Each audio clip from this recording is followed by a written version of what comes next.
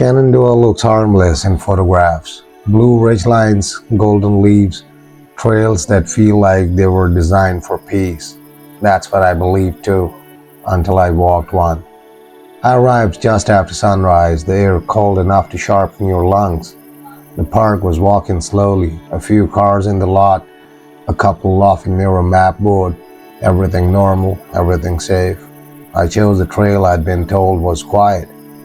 Not remote, not dangerous, just quiet. The kind of trail where you can hear your own footsteps and think you are alone even when you are not. The first mile was beautiful. The forest smelled damp and alive. Sunlight filtered through the branches like soft glass.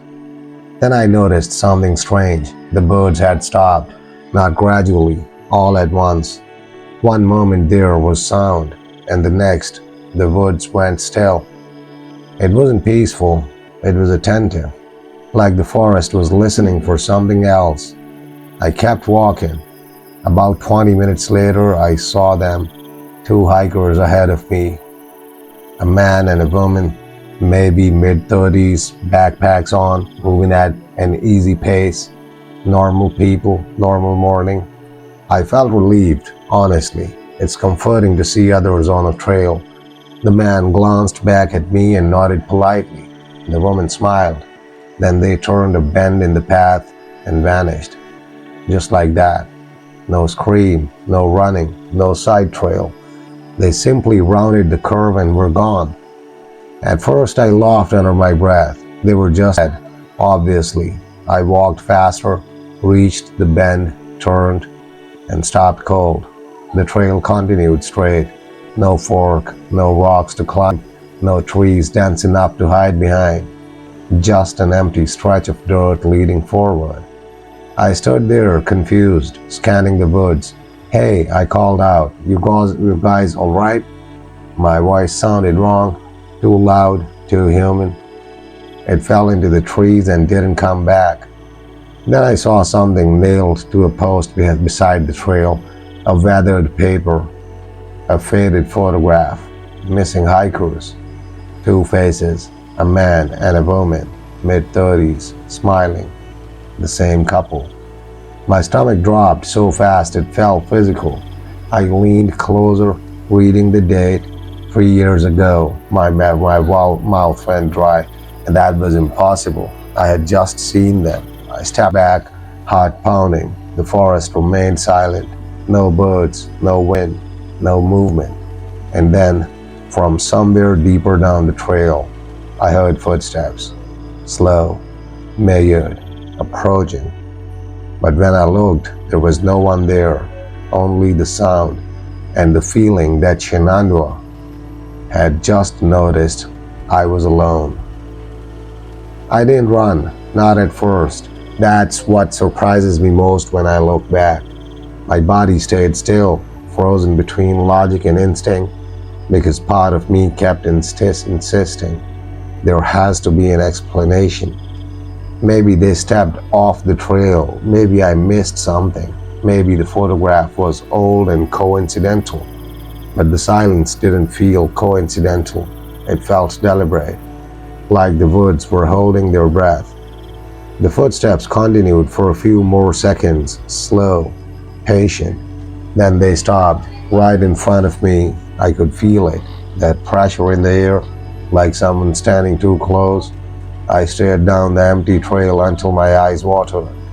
Nothing, no one, just trees and shadow, and then a whisper, not a word, not a voice, more like the sound of someone exhaling through teeth, right beside my ear.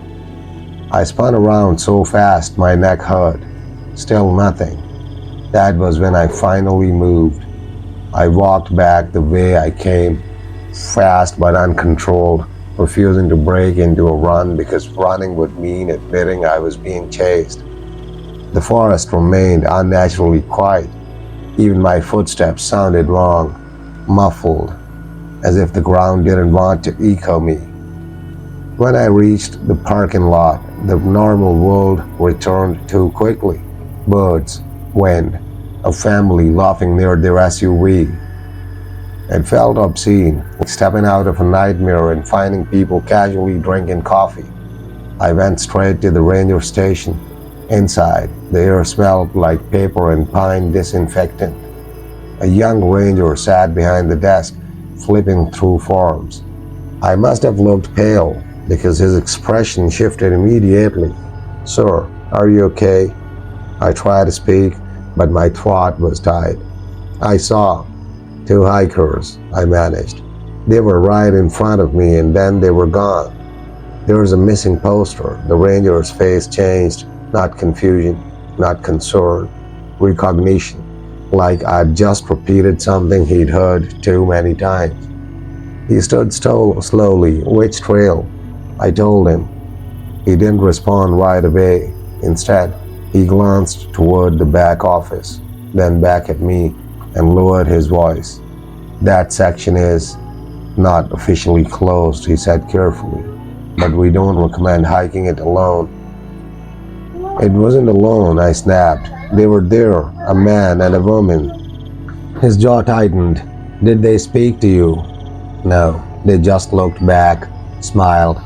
The ranger swallowed hard. Then he reached under the counter and pulled out a binder, thick, overstuffed, the kind of binder that holds years of things nobody wants to file. He opened it. Inside were photographs. Dozens, missing persons, some smiling in bright hiking gear, some grainy surveillance stills from parking lots, some so old the paper had yellowed. My stomach turned. "People disappear here," I whispered. The ranger didn't answer directly. He leaned closer, voice almost inaudible. "They don't vanish in groups," he said, "almost always alone. One person steps ahead and doesn't come back." I stared at him, but I saw too. His eyes flicked up sharply, then away. "Some visitors report that," he admitted, "seeing hikers were where they shouldn't be any." "What does that mean?" He hesitated. Then he said something I'll never forget. "It means the trail remembers." A cold wave moved through my chest. "What do you mean, remembers?" The ranger closed the binder quickly, like even looking at it too long was dangerous. "There are places in Shenandoah where the forest doesn't behave normally," he said. "Rangers don't talk about it on tours. The Park Service doesn't put it on brochures." He paused, then finally met my eyes. "But locals know." I waited. He exhaled. "They call them the repeating trails." My hands went numb. "Repeating?" He nodded slowly. "People walk them thinking they're moving forward, but the trail isn't always leading out." My mouth went dry again. "And the hikers I saw?" The ranger's voice dropped into something almost like pity. "Sir, you may not have seen them." I felt my pulse in my ears. "Then what did I see?" He didn't answer. Instead, he slid a paper across the desk. A simple warning printed in plain text. "If you hear footsteps behind you in silence, do not turn around." I stared at it, then back at him. "That's real?" The ranger's face was stiff. "We don't ride those for fun." Outside, the wind moved through the trees, soft, almost like breathing, and suddenly I understood something terrifying. Shenandoah wasn't empty.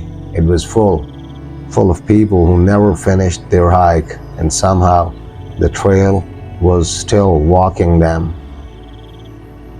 I didn't sleep that night, not really. I lay in the motel room just outside the park, staring at the ceiling where headlights from passing cars slid across the curtains like slow-moving ghosts. Every time the light moved, my body tensed, because my mind kept replaying the same image. The hikers turning back, smiling, as if they recognized me, as if they'd been waiting. Around 2 a.m., I got up and checked my phone. No signal. That wasn't unusual in the mountains. But what was unusual was that my step counter app still thought I was walking. I stared at the screen. 12:47 a.m., 14 steps. 12:49 a.m., 9 steps. 12:52 a.m., 6 steps. My stomach tightened. I wasn't moving. I wasn't standing perfectly still. So why did I think I was still on the trail? I shut the phone off, told myself it was a glitch, told myself 1,000 things, but deep down, something colder whispered the truth. Part of me never left Shenandoah. By morning, I convinced myself I was done. Whatever happened out there, it wasn't my problem anymore. I packed quickly, avoided looking toward the tree line, and drove away with the kind of urgency you feel after a bad dream. The mountains faded behind me, the road straightened, civilization returned, gas stations, billboards, normal life, and slowly my breathing became easier until I saw the sign. A green highway marker up ahead. For a split second, I thought my brain was still stuck in paranoia, but then I read it clearly. Shenandoah Trail access 3 miles. My hands went cold on the steering wheel. That couldn't be right. I was heading east, away from the park. I hadn't taken a wrong turn. I checked GPS. The map showed a straight highway. Nothing else. No park roads, no trail access. But the sign was real, painted, weathered, old, as if it had been there for decades. I kept driving, faster now, heart pounding. Then another sign appeared, repeating trail, next exit. My mouth went dry. This wasn't a tourist sign. This wasn't official. And yet, there it was. My radio crackled. Static spilled into the car like breath. Then beneath it, a voice. Not a broadcast, not music. A whisper, threaded through interference. Don't turn around. I slammed the radio off. The silence that followed was worse, because in that silence I heard something else. Footsteps, not outside, not on the road, inside the car, soft, barely there, like someone shifting their weight behind my seat. I froze. My eyes looked forward. I remembered the ranger's paper. If you hear footsteps behind you in silence, do not turn around. My pulse hammered. The air felt thick. The windshield fogged at the edges even though it was a clear morning. And then a smell. Wet leaves, cold soil, pine, the forest. Impossible. I was miles away. I gripped the wheel until my knuckles hurt. Whatever was behind me wanted one thing. For me to look, for me to acknowledge it. Because maybe that's how the trail works. Not by force, but by invitation. I whispered, barely audible, no. The footsteps stopped. For one long moment, the world held still. Then, the pressure lifted, the smell faded, the fog on the glass vanished like it had never been there. I didn't breathe until the next town. I pulled into a diner, shaking so badly I spilled coffee on the table. A waitress asked if I was all right.